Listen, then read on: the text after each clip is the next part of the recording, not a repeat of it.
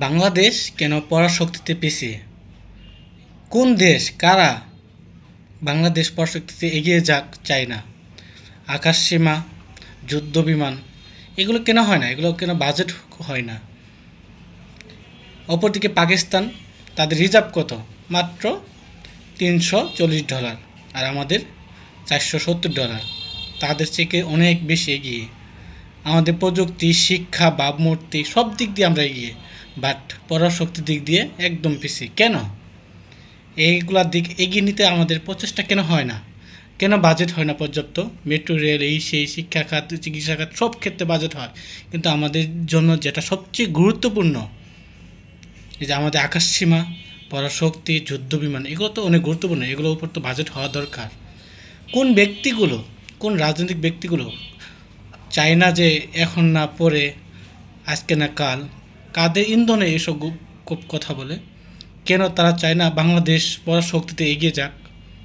আসলে এর ভিতরে কার ইন্ধন?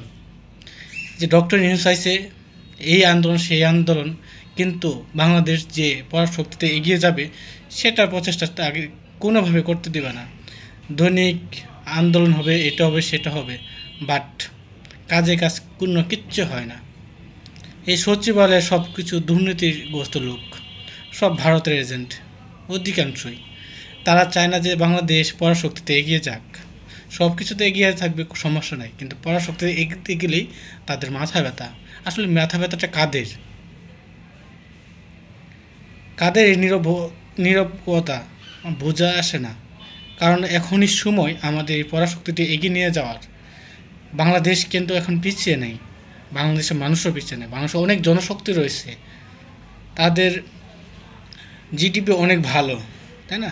মাথাপিছু আয় অনেক বেশি, পাকিস্তানের চেয়ে প্রায় দ্বিগুণ, তাই না? তবুও কেন পরাশক্তিতে পিছিয়ে থাকবে? আমাদের দরকার আত্মসম্মানবোধ। কোনো দেশ যেন আমাদের উপরে আইসা শাসন করতে না পারে, গলা চিপ দিয়ে ধরতে না পারে, সেজন্য আমাদের কী করতে হবে? সবসময় সতর্ক থাকতে হবে। তার জন্য আমাদের দরকার কি?